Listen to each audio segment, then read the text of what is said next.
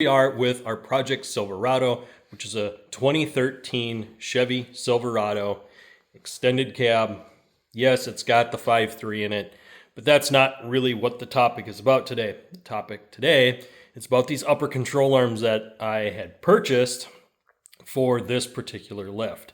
I'm going to get into what happened with this lift in the next video. You guys are definitely going to want to tune in for that. So make sure you guys are hitting the like button, hit the subscribe button so you guys don't miss a minute of what we got going. All right, let's take a look at this. So here is our new upper control arm. This has a changed angle to this upper ball joint. And this needs to be this way so that when you put an additional lift in here, it actually works and the geometry stays the same.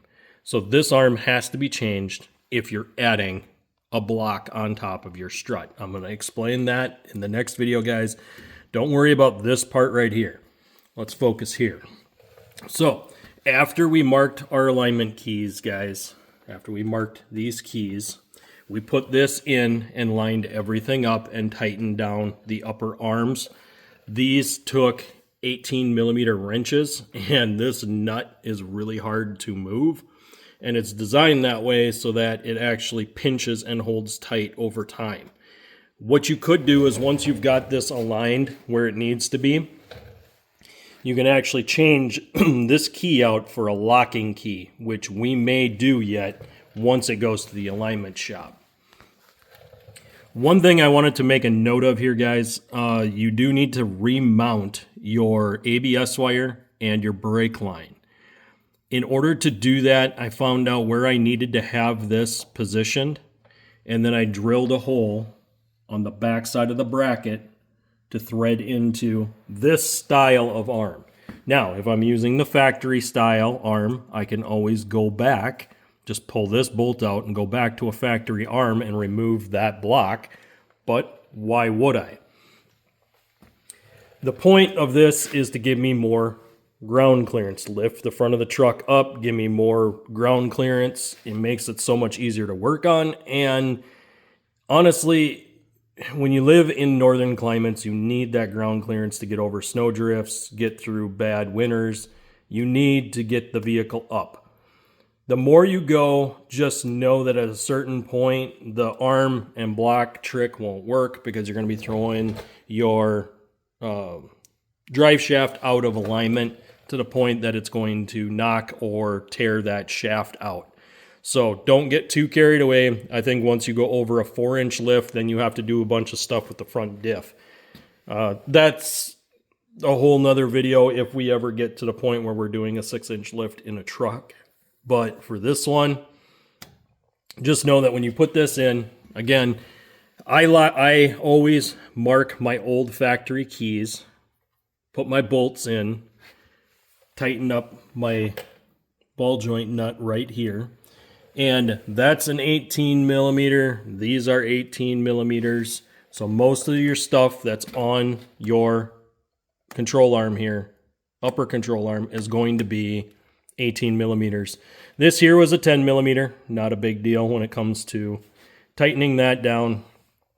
One thing I do want to cover with you guys is routing your ABS wire.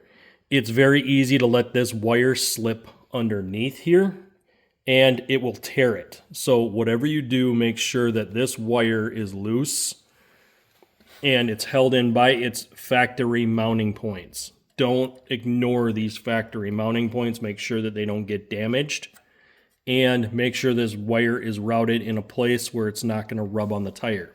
The ultimate test is when you put the tire back on, lower the truck down. You'll want to check that you don't have rub issues on your lines. You want to make sure that everything's clear.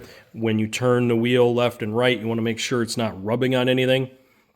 I've seen people do these kits. They go and put 10-inch wide tires or 10-inch wide rims on their truck with big tires, and then they start rubbing in the wheel wells. They start rubbing on control arms. They start rubbing on frame rails. All the spots I touched are spots that I have literally seen wear marks from tires because people ran too wide of a tire on these trucks. Most of the time you will run an 8-inch wide rim, which is what the factory is. You can get away with a 9 once you've done a 2-inch lift.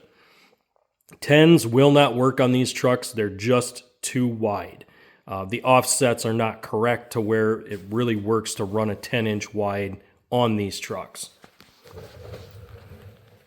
But guys, this is doing the upper control arm. I wanted to show this arm actually in the truck. You guys only seen glimpses and bits and pieces of it, but not fully installed. I wanted to cover the bolts, how you gotta, get everything in. Usually I'll tighten everything down real tight with a hand wrench, and then I'll come back with a ratchet or something and just give it a little bit of an extra tug to make sure that it's right where it needs to be. Now that we've done all of this and this is already put together, my next video, guys, is going to be on the strut. I want to cover one last thing with this strut before we go ahead and start putting wheel liners in, doing some other things on the outside here. I'm going to be covering those real soon. So, guys, make sure you hit that like button, hit the subscribe button, ring that notification bell, and I'll see you on the next one.